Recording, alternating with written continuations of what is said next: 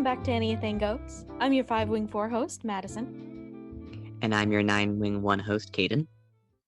And we have a podcast about the Enneagram. Yep. Sorry last month was crazy, and we didn't do our regularly scheduled Withdrawn Types episode that we had promised you. Hope you enjoyed the silly episode instead. We are continuing, as you can probably tell with the title, with our Withdrawn series. Also, it's probably, let's see, hold on, what day are we recording, or what day is this going up? Like the 31st. Oh, it's going to be the last day. Happy New Year. So some New Year's resolutions for our show on this New Year's Eve. I will be posting on Twitter more. I've already started a little bit to get myself in the groove. I'm hoping to throw out some more memes, some more information, just follow us for some funny stuff. Because my resolution is that I'm going to post, what did I say? I can't remember. Once a week was my resolution. Did you have any? Yeah, my resolution is to hopefully do some research. I feel so horribly unqualified to every single time we do this. I'm just like, I don't know what I'm talking about.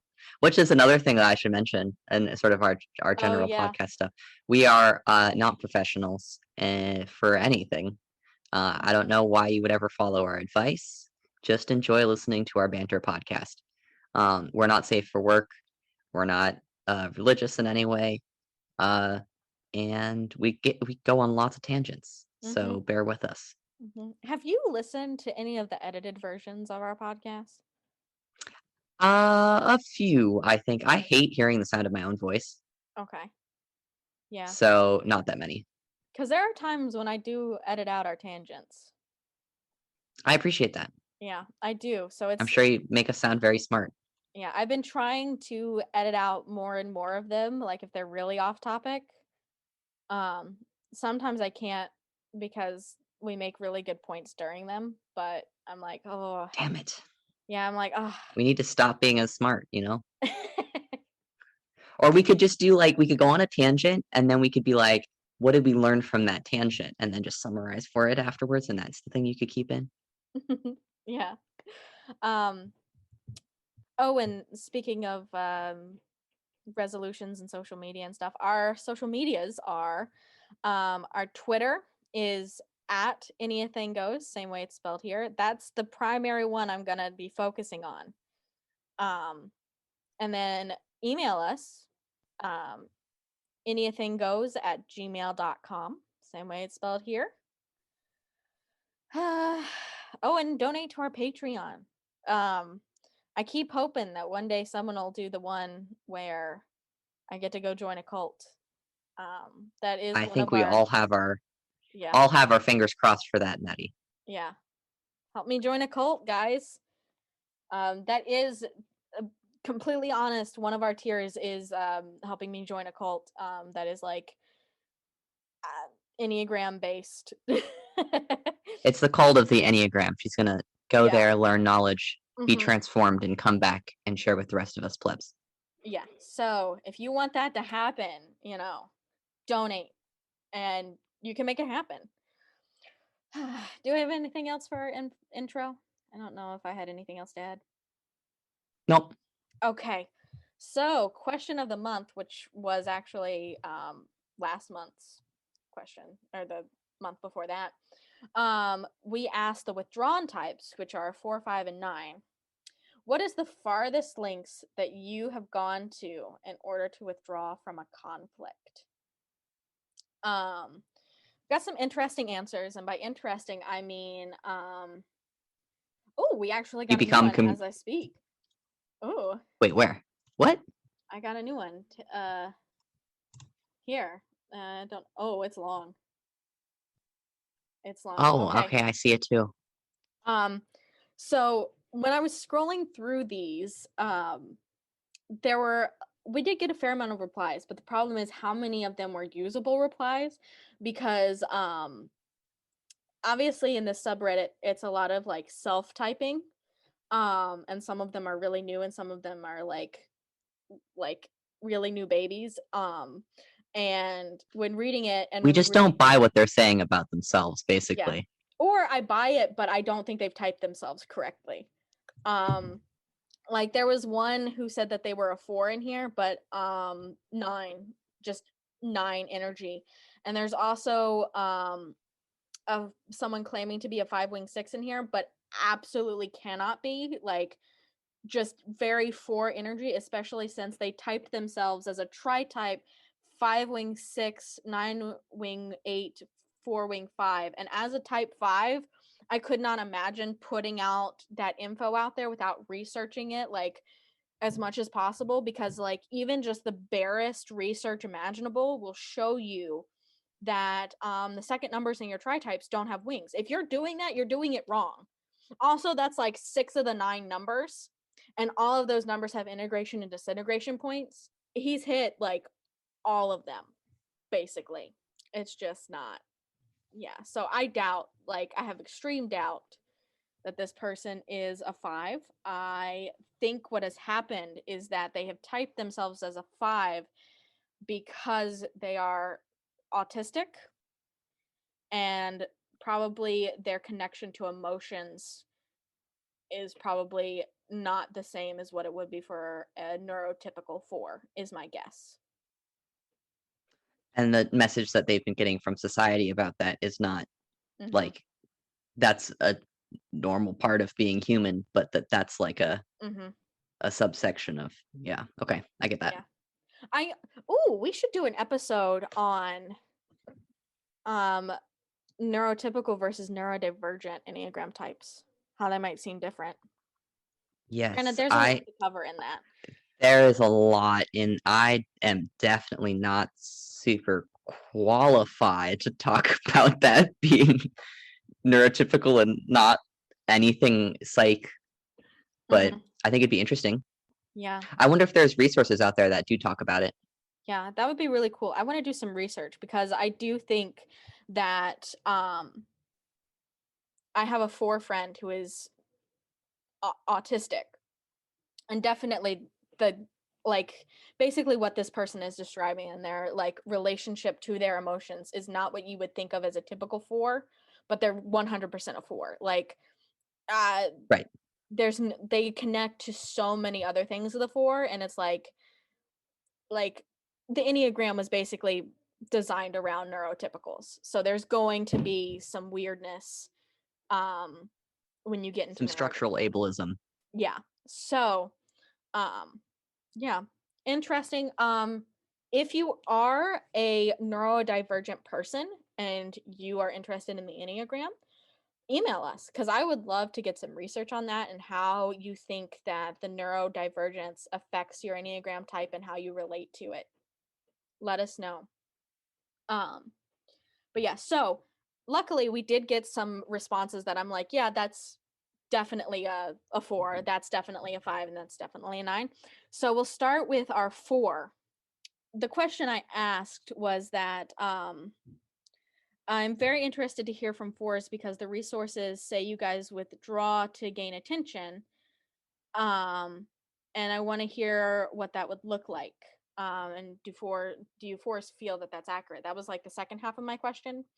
And the 4 responded, yes, that's very accurate. I've withdrawn from a friend since 2017, and he finally told someone else he misses me. Just got what I wanted, and now I don't know what to do. Usually the attention comes faster.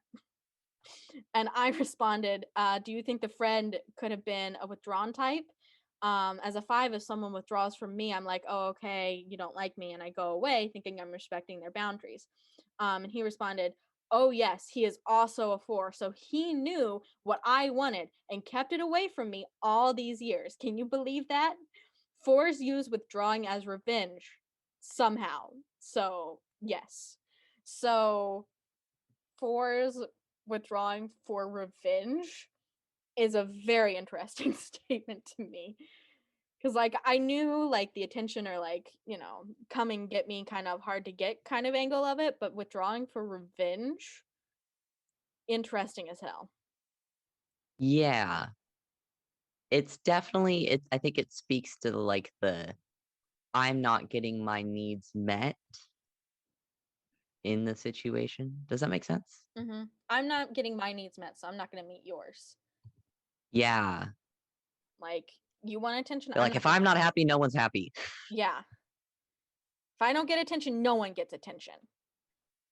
All right, so the type 5 answer that we got is, quote, the farthest length I've gone to withdraw from conflict is simply walking away. People get emotional over nothing or worse, over facts, and that is annoying. I don't want to waste my energy on this, and certainly won't educate you when you clearly only seek conflict instead of staying factual. Type 5. That's like if Hermione were a 5, it would have been that line, like getting emotional over nothing or worse, over facts. So yeah, I have my craziest story of like withdrawing. And I'll go ahead and share it now. So I am gay, if you haven't noticed. And Congrats. bisexual, I guess, specifically. Still a little confused on my exact label, but so when I came out to my parents, I did it strategically because I knew that my mother was not going to be happy at all, you know. So what I did is I knew I was going to be studying abroad, and I knew my like leaving date, and they were going to be taking me to the airport. And so what I did is like right before I left, I told them like I came out, and then immediately flew to the other side of the fucking earth. And then anytime like it came up to like mom wanting to talk to me or anything, I was like, oh, I don't have my internet yet, like I don't have that set up, or oh, I'm sorry, the time difference, it's just really late, I got to get to bed, or sorry, I've got classes, can't do it. And so I literally, to avoid the conversations of like that I just didn't want to get into, because I knew I wasn't going to really change her opinion overnight, I knew it was something she was going to have to sit with. And rather than have her call me and irritate me with it, I was like, nope, just gonna leave, gonna go to Japan, gonna spend 4 months there, then come back and see how things are. I think it's interesting that their thing was like the irritation, which has a lot of the same energy as this 5 of the like, this is annoying more than like, because I think the emotional like association with it is very different across the types. Like for 5s, it's like, oh, this is annoying. I don't have the energy to do this.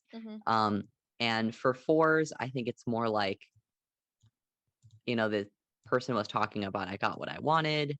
Like the satisfaction of drawing people to you versus like, don't come.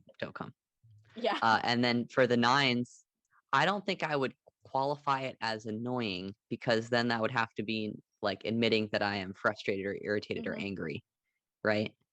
So we can talk about the 9 reaction if you want, but I think that it's interesting, the emotional. I will say that for mine, yes, it was irritating and I didn't want to have those conversations, but also it was a little fear driven, and like I knew my mom was going to say some shit that was going to hurt my feelings. And I was like, I don't want to feel that. Like, I don't want to feel emotions. I don't want to have that. I'm going to go away from those. I'm not going to have emotions. And I do think that part of it is we withdraw because either we're having intense emotions and we don't want to be, or to avoid those intense emotions. And it's very easy for us to access the anger or irritation and be like, oh, I'll be comfortable in that. Because of our integration point of being 8 and that connection to anger. So I would say that 5s also withdraw to maintain the stability of their inner world, which is kind of 9-esque a little bit. but for Yeah, I was like, this different, is hitting all of the. yeah, but I think it's different because it's like, I just cannot ever deal with negative emotions. Like, it's so freaking hard. But we'll get into that a little bit more in the 5 because I have some analogies that I've prepared for emotions. We can move on to the 9. Would you like me to read our 9 quote first? It is a bit of an epic. Yeah, do a dramatic reading. Okay. So I am loving this 9's response. Okay. Quote, typically, the goal is to end an unwanted conversation or avoid an undesirable interaction by the means that would cause the least strife or boat rocking. If we're talking about an outing or ending a conversation with someone I like, the method is usually an excuse. Sorry, I have to go home and cook dinner. Nah, I gotta run and do some shopping. Then some cleaning. Basically, be as flaky as tactfully as possible.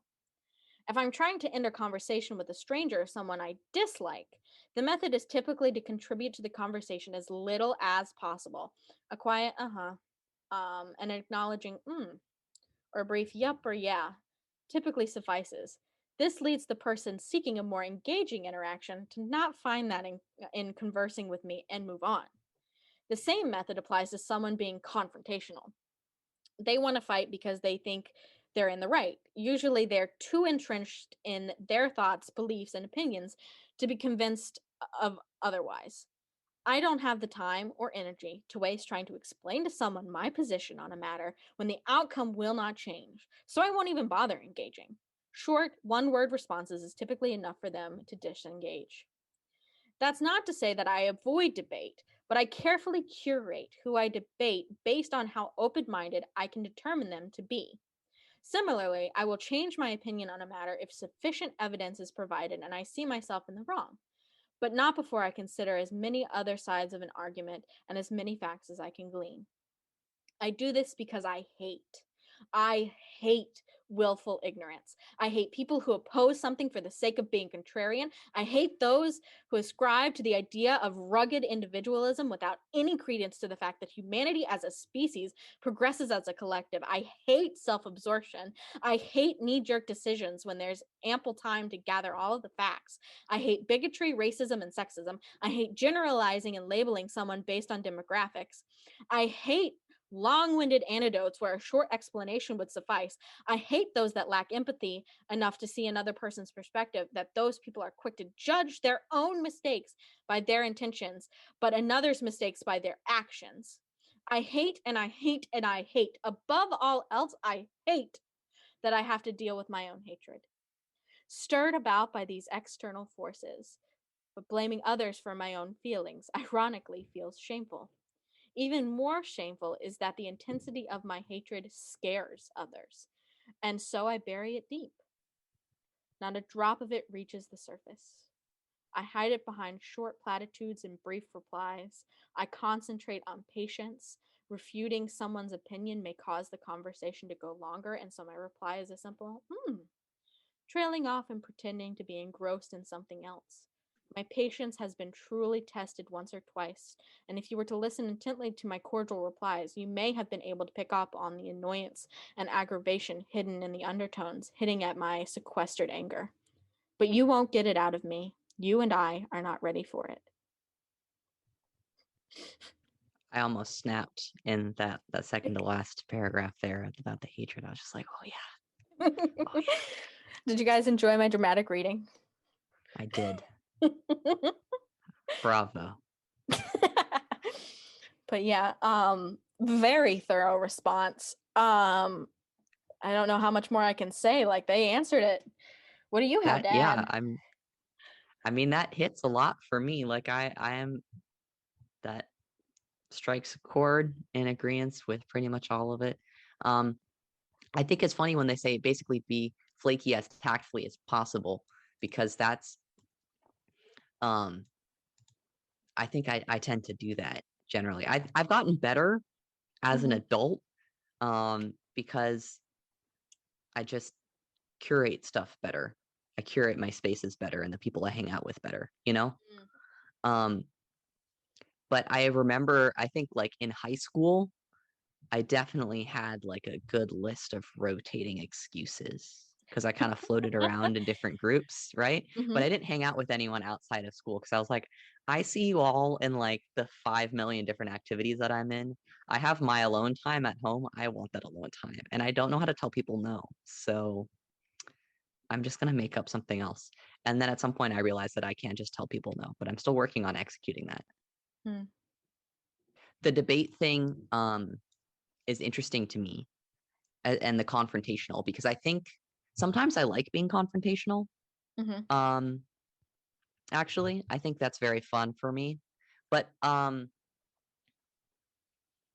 it's almost exclusively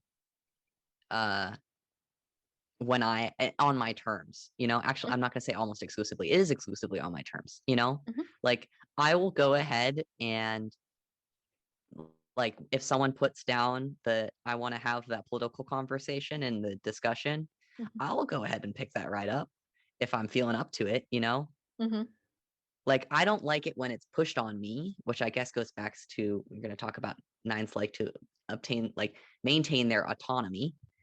But I do love a good confrontational debate that's like still even keel. So let's move on to the actual Hornevian episode. Group. Yeah. So a little recap for everyone. We've been talking about Hornevian groups. And so just a little recap on what they are. So these triads or groups stem from psychoanalytic theorist Karen Horney. And it wasn't created for the Enneagram, but adapted by Enneagram researchers. So that's really important to take note of because sometimes it doesn't completely line up with Enneagram stuff. And that's because it just wasn't designed to coincide. It just happened to fit mostly.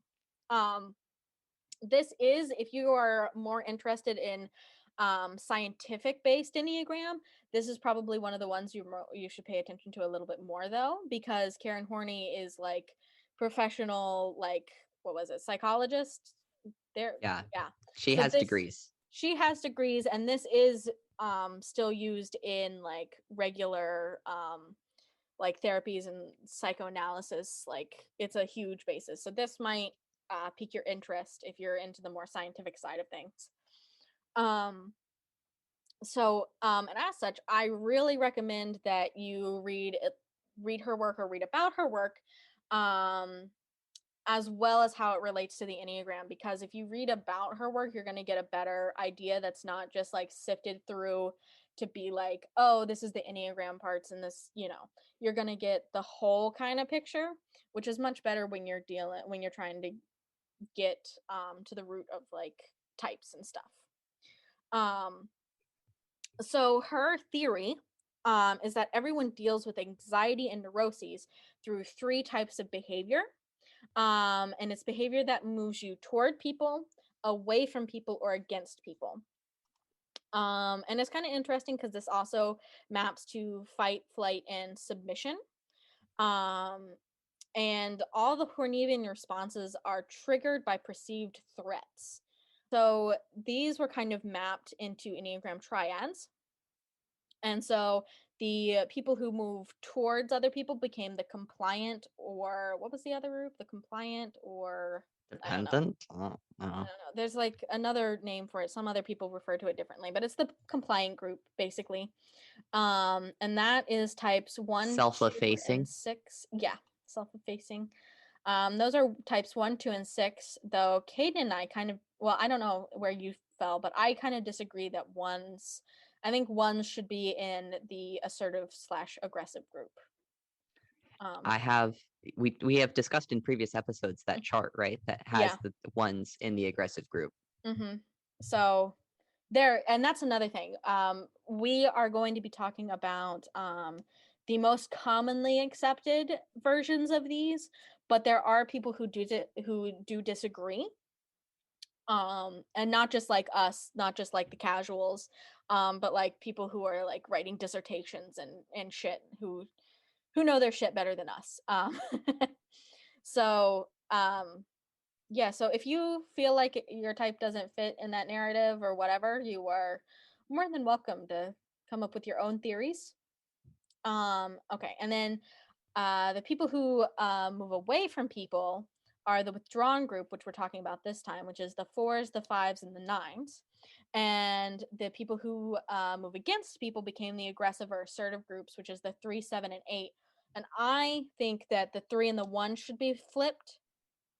Some people think that the 1 and the 7 should be flipped. Depends on what you're reading. I encourage you to do your own research.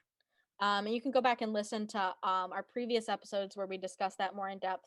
That one was more in the assertive group discussion, if you wanted to hear a little more about that. While we're still on the like base types, Karen Horney also came up with the 10 neurotic needs, which are only sometimes converged with the Enneagram. I have only found a couple that actually talked about it, and I didn't find them until this episode because I was doing more research. And honestly, the ones that I found were just more like mentioned briefly. So Can I mention the source? oh The yes, new dissertation? yeah, do that. Okay. So I found on the internet, as you do, Mm-hmm. um Master of Arts for Psychology dissertation by Raymond William Netton.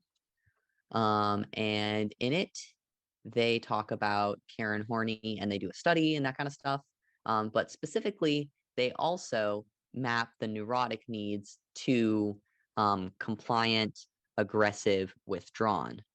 But they don't do it in the exact same way that you have done it. And we've Ooh. done that mapping previously. So if you are interested in what Maddie thinks about it, go back, listen to a previous episode when we first start talking about the Hornevian groups.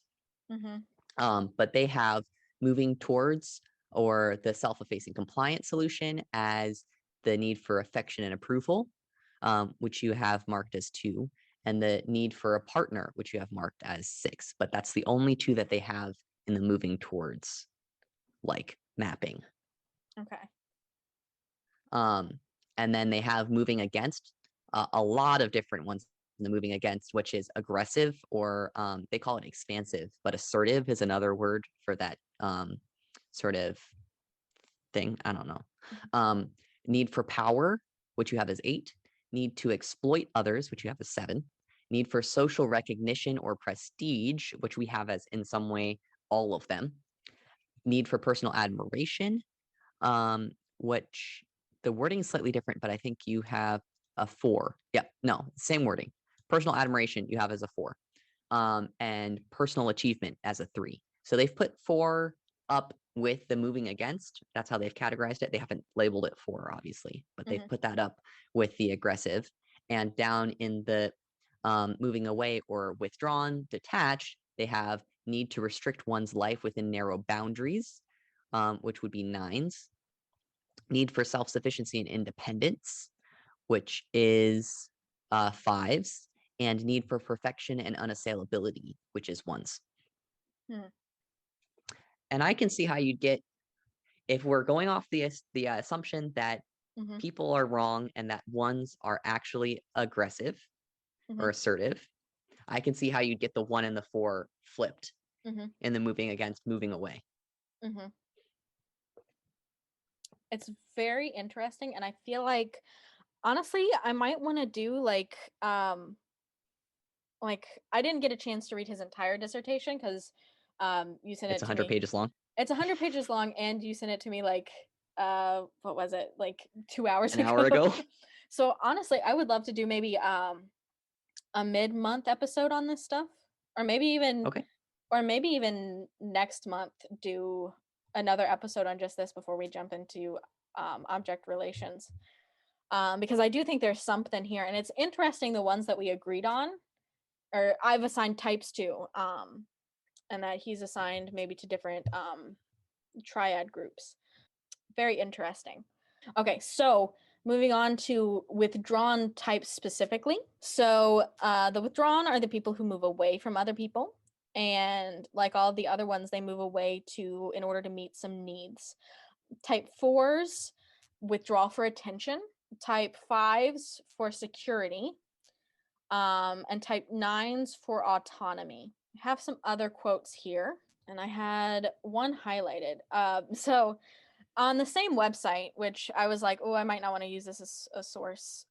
They said the pros of the withdrawn group types are that they're introspective, imaginative, and not attention-seeking. You might have already seen this because I posted it on Twitter for our group, because I was like, that doesn't match for 4s, which which was why I was a little confused for some of the 4 motivations when entering this, but I think I've cleared up some of them, at least with myself. What about you, Caden? I don't really get where they're coming from with this. Maybe it's like fours withdraw because they want to be coveted from far away. So that's like not really but that's still they want to be looked at. Mm-hmm. You know? Mm-hmm. And I don't know. I don't get it. Yeah, I don't get it. So Forrest, chime in. What do you think about that? We disagree. Tell us what you think. And I have another quote. Quote, a withdrawn type social stance is to retreat into themselves or more away from people to achieve what they want or need. These are the types who tend to feel out of place in a group and have a sense that they don't belong. More than the other numbers, 9s, 4s, and 5s have an ability to reflect on their inner space and are very in touch with their imaginations. I would disagree with the idea that I am out of touch with groups. Mm-hmm. I am the most groupy. That's the whole other word that I'm not meaning to say. I'm the most group person. Yeah. I have to say that I have not liked a lot of my sources' responses to withdrawn types. Granted, I've been very dissatisfied with some of my sources' their takes on a lot of the types. I would say that overall, I'm not very satisfied with Hornevian Groups as and where they stand as triads. Yeah. I think they're probably one of the least fleshed out groups. Or triads possible, and I think a lot of it was just symmetry, because they all make the perfect triangles. Chime in, tell us what you think. I will add to our sort of overview of withdrawn types from the dude's dissertation. Mm-hmm. The detached type resolves the basic anxiety experienced as a child by withdrawing from the hostile environment into a world of thoughts, fantasy, and emotional numbness to cope. So, Ready to move on to 4s? yes. Okay. So we'll start out with some 4s. Or we'll start out with some quotes. Quote, Enneagram type 4s move away from people by withdrawing into their idealized self in hopes of earning attention for being their unique selves. And then I have another quote. Enneagram 4 has a primary drive for identity.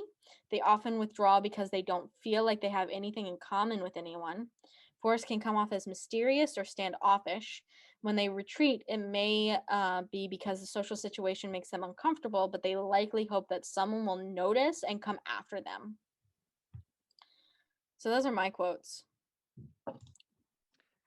That's so interesting to me because Mm-hmm. I have dealt with retreating Mm-hmm. 4s. Mm-hmm. And I did not get the sense that I was expected to come. Maybe an emotional level. I don't know. This is making me reevaluate some of my relationships. Yeah. With people. My issue with 4s is not like a bad issue. How do you make it known that you're withdrawing for real?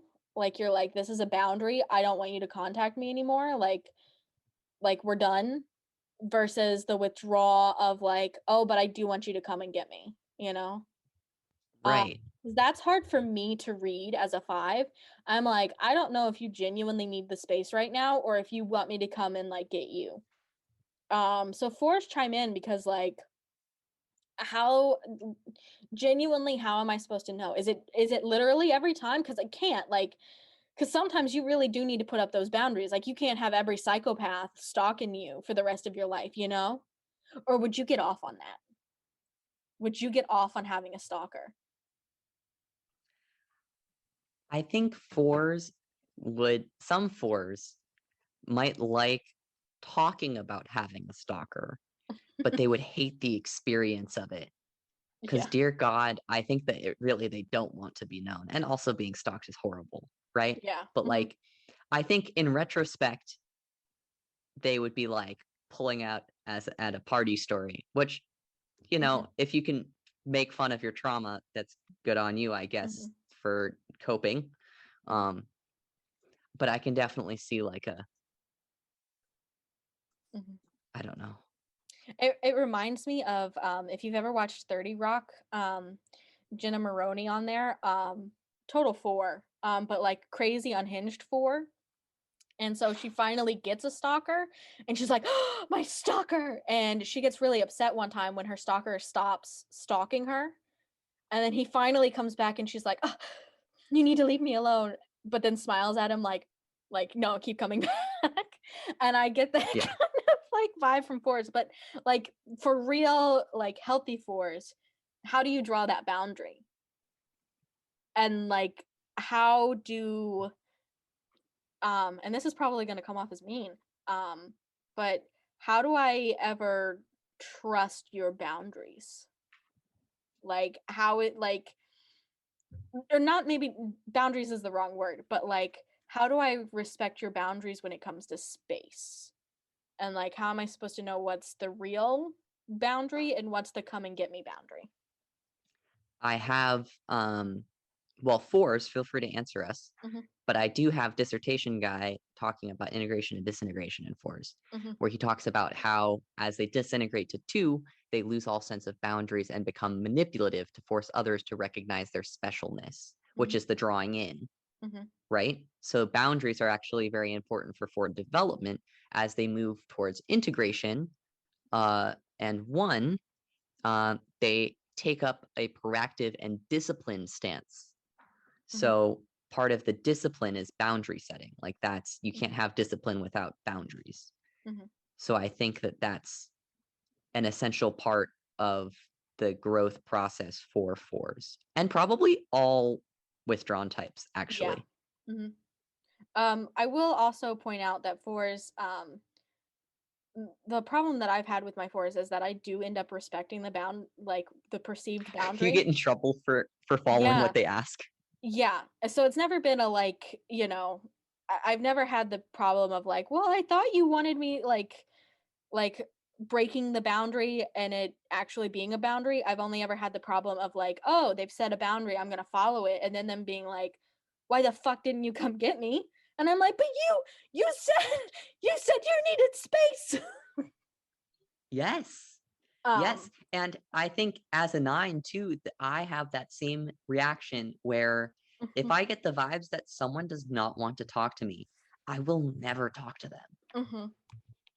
Because the thing is, for 9s, when I'm giving out signals that I don't want to talk, they are so subtle that you need to pick up on them and respond to them immediately. And so if you give me the slightest hint that you don't want to talk, I'm going to assume that you are like me because I'm self-centered and assume that you mean that you don't want to talk.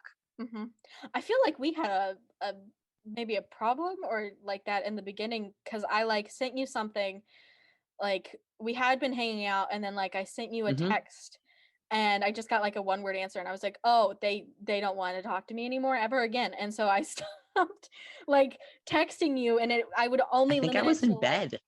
it might have been, but I like only texted you if it was like important for class and was like, okay, we're not friends and like I understand. But I like that's my problem with fours is like, okay, one more answer. You're not up for talking right now. Bye. Okay. I also just, in general, and it's going to sound, I don't know how it's going to sound actually. I have had to do a lot of personal development in knowing how to be a friend to someone. I have quite often actually been pursued for friendships or fallen into friendships and very rarely had to do like effort. Like I didn't put actual effort into my relationships before college, and then I had to learn how to put effort in, and then that was a whole process. So um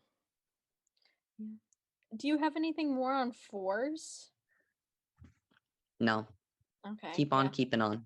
Yeah. My fours, just main question is, how do you signal that your boundary is a real boundary and not that you just want to go? Like, what are your signals so that I can like try and start tuning into those? Because like it's a major problem with me and fours.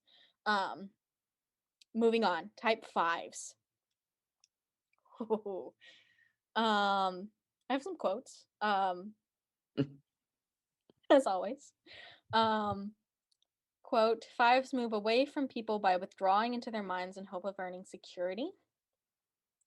And quote, Enneagram 5 has a primary drive for safety and security.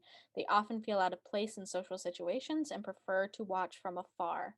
Groups are more comfortable to fives when they can identify the purpose of the gathering, but spontaneous get-togethers can confuse them.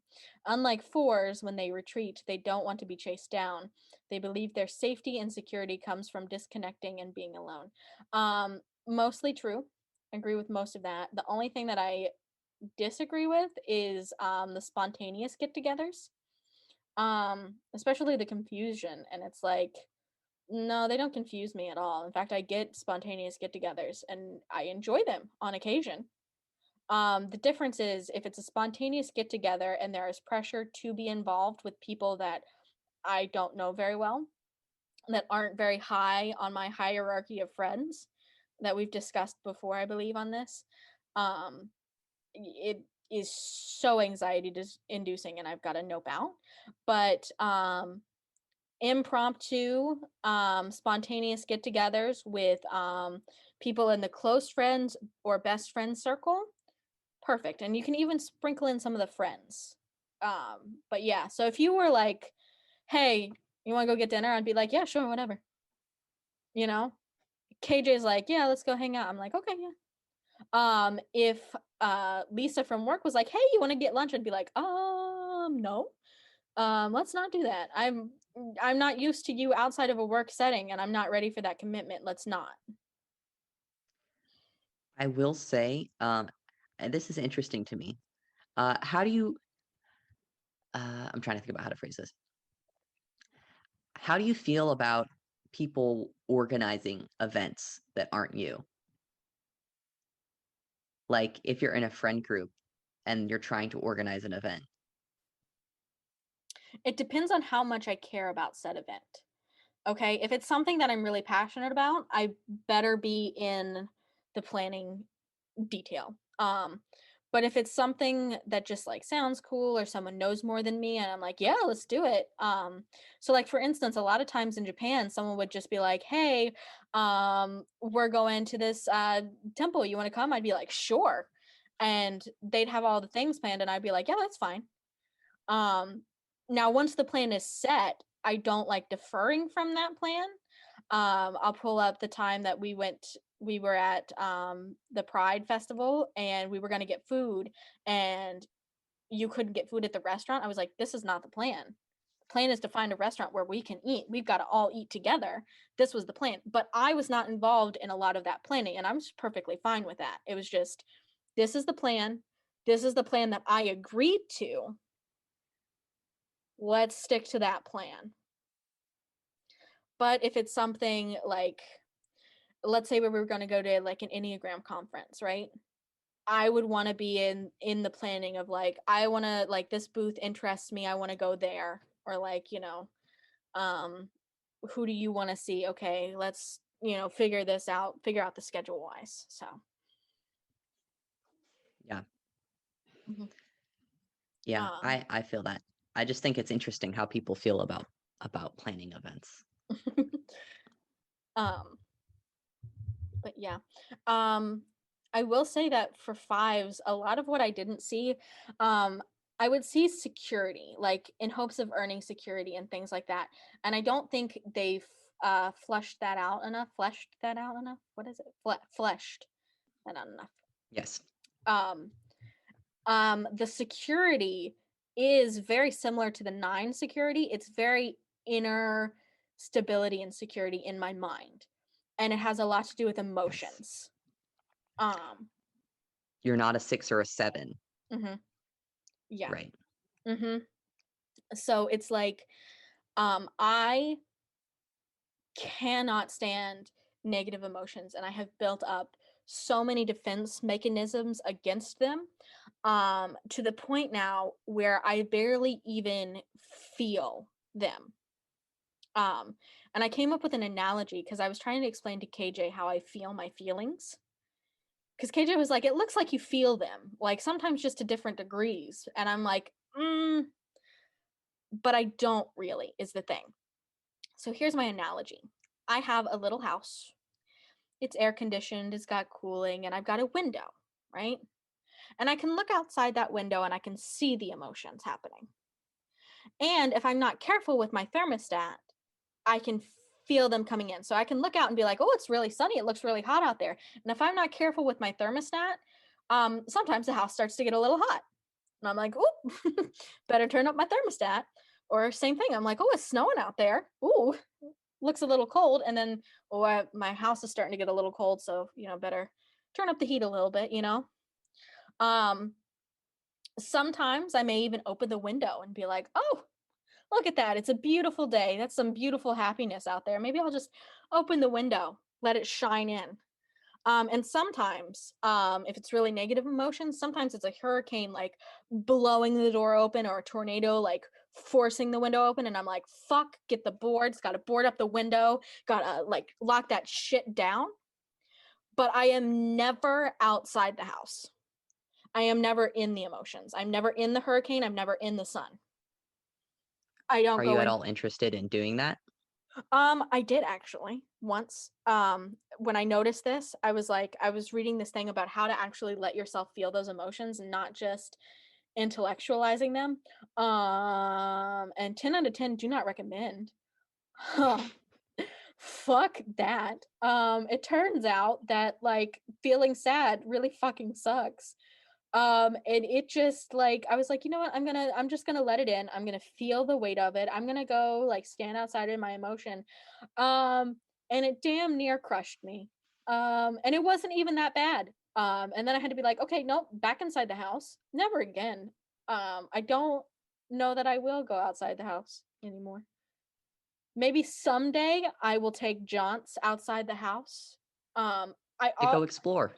I may go explore.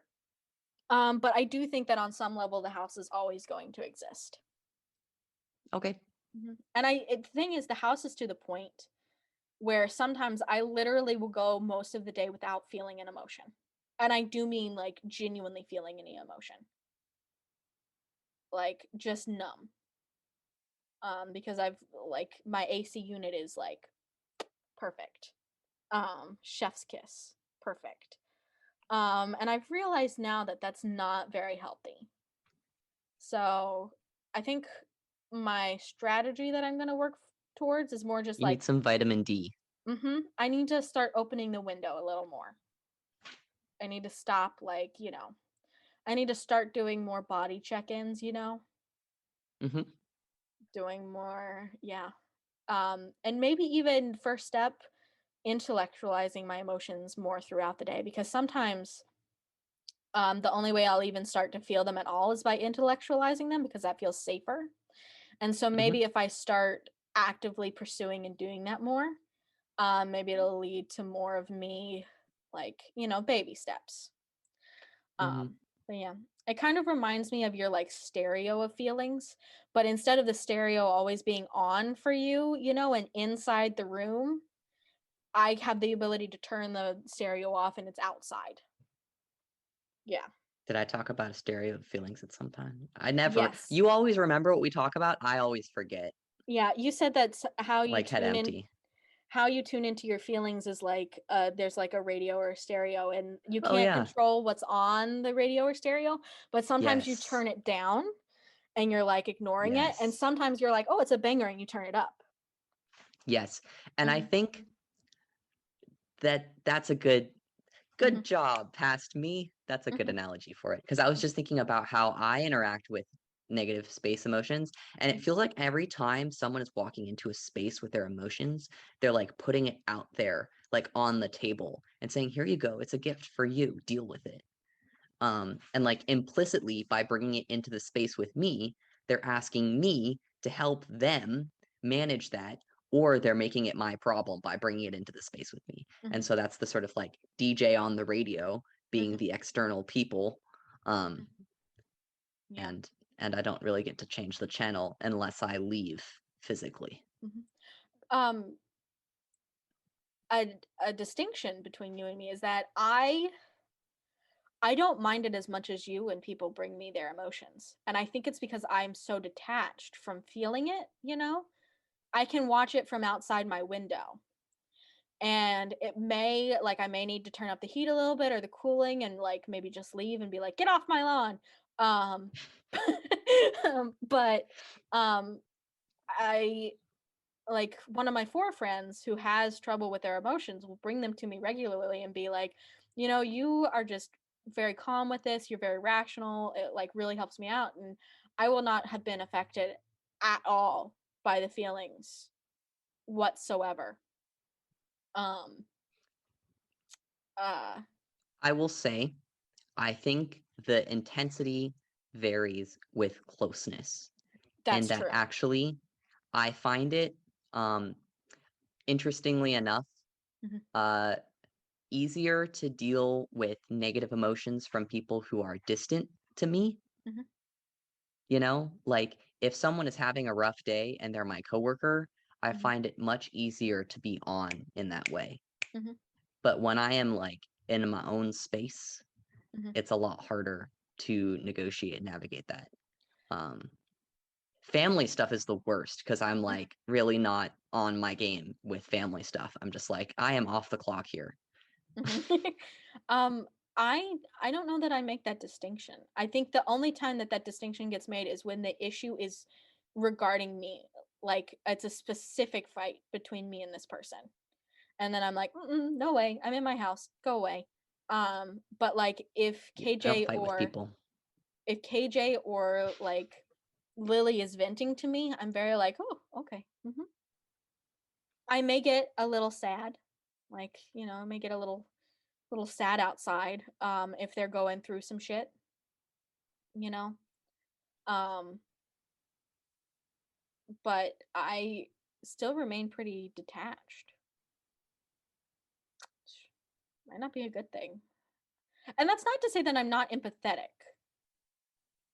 It's just to say that I look because the thing is I feel other people's emotions the same way I feel mine,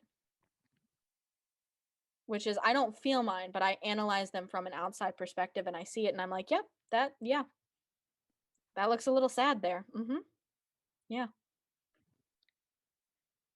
I empathize the same way I feel my emotions. How do you relate to empathy? So that's interesting. I don't know if I've ever asked myself that question. Um, I think that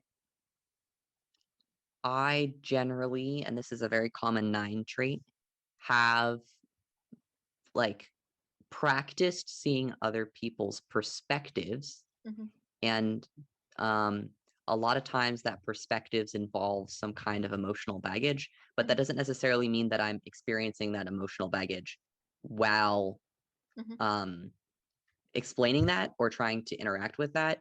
Mostly that I'm understanding that, accepting it, and trying to treat it with compassion. I'm not going to claim that I'm always compassionate. Actually, sometimes I'm kind of an asshole.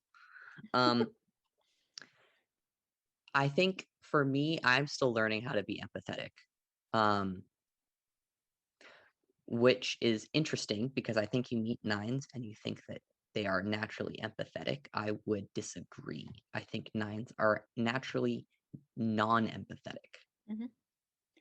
because they I spend so long withdrawing from the emotional tenor of a space. yeah.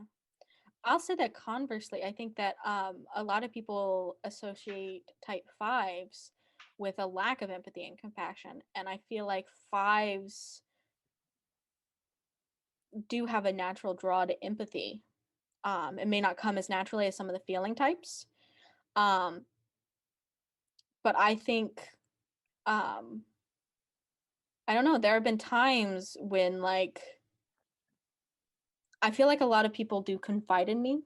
And I have been on the receipt, like, I've heard them specifically say, like, you understand exactly what I'm going through, or things like that. And I think it is the intellectual space of my emotions, because no one can directly feel other people's emotions like that. I think a lot of empathy is basically how I feel my emotions, which is you're looking at this and you're feeling it and you're maybe getting a little affected, like you're in your house, you know? And you're seeing their emotions, and maybe it's, you know, making your temperature rise or whatever, you know? So I think there is a natural pull to empathy for fives. This is solidifying my theory that nines are naturally non-empathetic, because I'm thinking about this in the sense of, have you seen the Brene Brown video about empathy? No, I don't know that I have. Like, there's a video that's Brene Brown, a very famous person. But it's essentially, she's describing empathy as sort of climbing down into a hole with someone and feeling their emotions with them and just sitting there in that space with them for that moment. And I think that I think nines have a natural inclination to move away from that, and that any like expectation of that as a response feels like a transgression on personal boundaries. Like nines, very free. I will say one thing, I'm very free with my time and my attention and sometimes even my money, and like physical stuff. But one thing that I prize as the most like me thing is my own thoughts and emotions, and no one else gets those. You know? Yeah. So. How do you feel about my relation to empathy? And like the way, because I feel like most people would not consider my empathy as empathetic or entirely empathetic, but purely because of the way I feel my emotions. Because when I'm in an empathetic space, I'm feeling their emotions the same way that I feel mine, which is not to say that I'm feeling my emotions. I think it's unkind to say that empathy is specifically feeling the emotions the way that the originator, the person feeling the emotions originally, is feeling them, because no one can do that, right? Like, I'm not you. But being willing to experience what you can of that, I think, is the empathy. Like, empathy is less about the actual emotions and more about exerting the will to stay in the hole. Does that make sense? Yeah. Like, I am not going in that hole. I am extending a ladder down and like gonna call from up here. Like, this seems rough for you, bud. Good old oof. Here's a ladder. Oof. Oof. Looks like you're down I a say hole. oof a lot. Yeah. Oof. And I'll climb down into the hole, but as soon as I'm getting down, I already extended that ladder. That's how I climbed down. So we're coming right back up. Like, it's dark down here. I don't really want to be down here. See, I'll chill in the hole a little bit. No. I'll be like, ooh, nice hole you got here. Probably better up there, but you know what? I'll be here. I'll be here with you. I'd be like, we could be having this conversation outside right now. Up top, you know? Why don't you tell me about it there? Yeah. That's all I really have on fives. Do you have any questions for fives, or did you have any notes about fivesness and their withdrawing? I don't know. I don't know if I have that many questions. Does that make you feel bad, like I'm not giving fives enough attention? No, I just want to answer all the questions people have about fives. So I don't know. don't have any. People email us your interactions with fives in regards to empathy. Do you think fives are empathetic? Do you know some pretty empathetic fives? How do you jive with my interpretation of empathy and how I feel empathy towards others? Yeah, let us know. All right, moving on to type nines. You ready? Sure. You're not. You don't wanna. But gonna get into a hole. Yep. Okay. All right. Type nines. Quote: Nines move away from people by withdrawing into their safe inner sanctums in hopes of earning autonomy. Quote: Enneagram 9 has a primary drive for control. They may appear as if they like being part of the group, but will disengage if they feel threatened. If they start to feel like someone is crossing a line into their territory, they will disconnect and retreat in order to protect themselves and their loved ones. Unlike 4s and 5s, 9s have the ability to remain physically present but mentally withdraw. I disagreed with this statement. Not that you guys can't mentally withdraw, but the unlike 4s and 5s, I mentally withdraw all the fucking time. Like I shots fired, first of all. And I also take issue that liking being part of a group and disengaging if you feel threatened are like opposites, that those can't both coexist. yeah, I Like, show disagree me with a that. person who likes being part of a group and then feels threatened and doesn't go, oh, I'm gonna leave, actually. This sucks. Yeah. Maybe it's just the threshold for threatened. But yeah, most people, if they feel threatened in the group, they're gonna leave. Maybe Like, not that doesn't make any sense. maybe not They're just like, 6s. haha, I'm in danger. Let me stay. I do think 6s though specifically might not be, because they might be internalizing the threat as like, oh, it's still safer for me here. I don't know. Cause like 6s joining the military, like you're in danger. Like they're threats. Maybe the counterphobic 6s, I don't know. But I do agree that like no one stays in a group if they're threatened. Okay. What else do you have about 9s? I feel you took a big chunk from the dissertation, I think. I did. Mm-hmm. Let me parse through it actually. Okay. I will talk about this first Okay. sentence though, because he says their fear of conflict forces them to withdraw further into an ideal world where they do not even recognize that conflict exists. And I can see that in like in the moment for sure, and also afterwards. Yeah. You're just like, there wasn't an issue. Yeah. I left to go to the bathroom and never came back. I got tired. I actually like this quote you've done. Do you want to read the whole thing?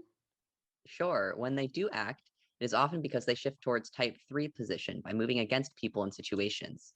Ooh, that's fair. If you're gonna set me off, I'm gonna get angry about it, you know? Like, Mm-hmm. if you corner me into confrontation, my first instinct is anger, and I will refuse to show that to you because I already feel threatened, and like my anger is inherently threatening to me too. So like, why would I give that to you? Like, my anger is mine. No, you can't have it. So I'll show all of the other emotions. And that brings me back to your earlier conversation where we were talking about the I think we were talking about the Reddit posts Mm-hmm. where it was stuff about like anger versus intense emotions, and like intense emotions come out as anger. Mm-hmm. Are we talking about childhood stuff? I It, can't remember the it content. was something. Mm-hmm. But I think for 9s, this is my theory, that for 9s, a lot of times, instead of showing anger, they'll show all of the other emotions. I will cry. before I get angry. Like that'll happen. Like all the other emotions will come out of me first, even though deep down I'm really angry. It's interesting. Because the thing is, and maybe this is just me being super empathetic, but I'm trying to think of all the times that we've had conflict, and there was anger there. Like it was there first and foremost, and it may have come out in tears, but like, and you may have thought you were hiding it or it was coming out, but it was there. The anger. The anger is there. It's present, right? And it's driving all of the other Uh-huh. externalizations of it. But the Uh-huh. anger isn't like anger directed consciously, forcefully in the same way, right? Like at no point are you like, I'm just gonna go off. I'm gonna let go. Because if your thing is earning control, which was to your above point, primary drive for control, and you view anger, expressing anger, directing anger at people as a loss of control, you're not going to do that. Like you'll try to keep a lid on it. Okay. I see what you mean. So maybe that's just, it's a specific differentiation in my mind where like, I have been angry where I feel the anger and I let the anger take hold of like my whole being. And like, I'll go off, like I'll snap. And you can see like it changes, like the way I inhabit anger in those moments is very different from the way I inhabit anger when I feel threatened and I don't want to reveal it. Ah. But I don't know if you've ever actually seen me snap on someone.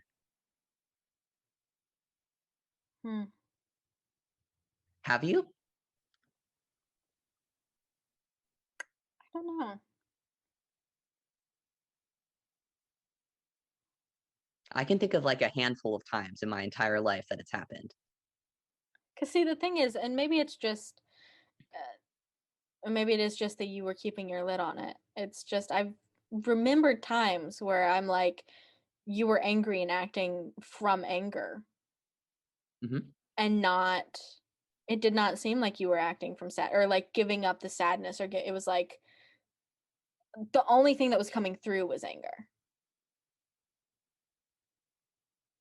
I think I was probably angry in those moments, but I'm telling you now that the anger can go deeper. Yeah. I believe that. Was not peak anger. I believe that the anger goes deeper.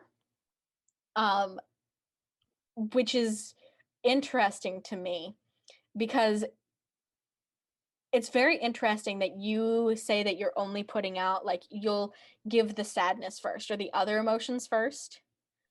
Because the times that I'm thinking of, and I don't think they're the times that you are even thinking that you flew off the handle or anything. Because like I don't think I have ever actually seen you like fully like go to anger. I don't think I have. I don't think I have ever seen that ever.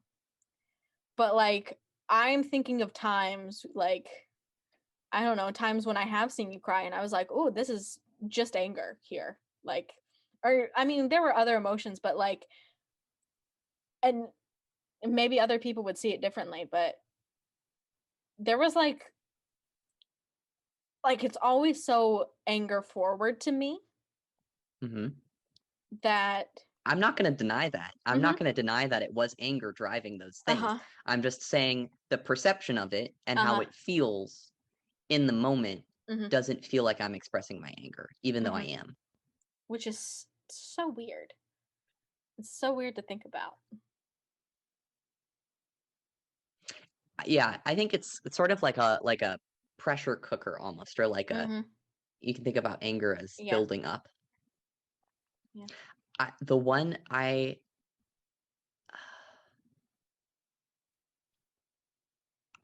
can, like, the most vivid and visceral I can ever remember being like popping off and really feeling like the full body anger was when I was a teenager walking around downtown area in my hometown with my sister, who was at the time also a teenager, and some older men were like looking at her.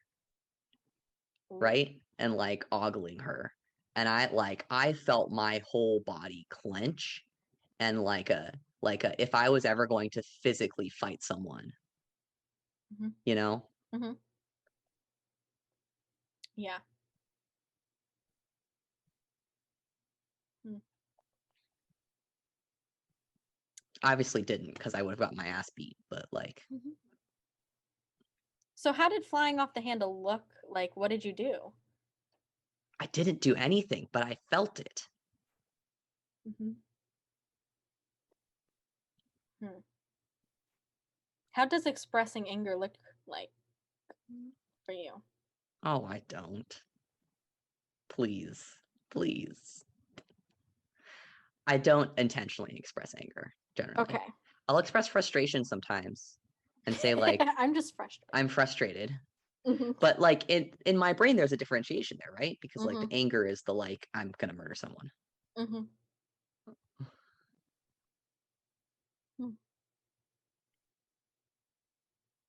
It's very interesting, and I think we both need to work with the emotions wheel. Yes. Because My therapist has already beat you to that. Yeah. Because the thing is, the frustration, like even when we work with kids, that's the angry center. Uh-huh. It's frustration and anger are basically the same thing. They're just different. Anger is the umbrella, frustration is the flavor. Or anger is the ice cream, frustration is the flavor. Yes. Yes, yes. Should I finish up this quote? Sure, yes. So nines direct their energy in healthy and constructive ways when they attack their problems with gusto and focus, a la type 3 orientation, right? Mm-hmm. At the unhealthy level of type 3, they adopt type 3's compulsive need to be active, but retain type 9's tendencies to numb out. So type 9s busy themselves with repetitive and mindless tasks. This also, I agree with 100%. Think it's very accurate. I get so productive when I'm avoiding stuff. Anyways, type 9s move towards others when they go to type 6. A healthy move galvanizes them to action as loyalty and support for others motivates them. Type 9's desire for peace and avoidance of conflict makes them overly concerned about what other people think, and they attempt to placate others to maintain the peace when they are in an unhealthy state. That's fair. Yeah. And I think oftentimes that can be confused as a virtue or as empathy, being overly compliant. And that's a difficulty. Because you're like, I'm such a nice person. I care so much about what other people feel. And while caring about... Instead of actually, you just... Yeah. Go ahead. While caring about it is important, it's not the same as empathy. Yes. Yeah. Still important, but not the same. Ready to wrap? Ready to wrap. Okay, so we asked you a lot of questions, and we're about to ask you another one. Question of the month. So the next thing that we're going to do, we probably need to discuss, because I do want to maybe even do an episode on this dissertation. But the next in our triad series is going to be the object relations triad. And we're going to do attachment first, which is going to be the 3-6-9 triad. All right. And our question is for you guys. Did you have a comfort object as a kid? And if so, do you still have it? How important was it to you? Yeah. You can respond to all of our questions via email, which is EnneathingGoes@gmail.com, or on Twitter at EnneathingGoes. Anything to add? No. All right. Bye. Look up the question on look up the question on Reddit if you're a Reddit person. Yeah. And then you can see everyone else's answers and respond to them. All right. Bye. Bye.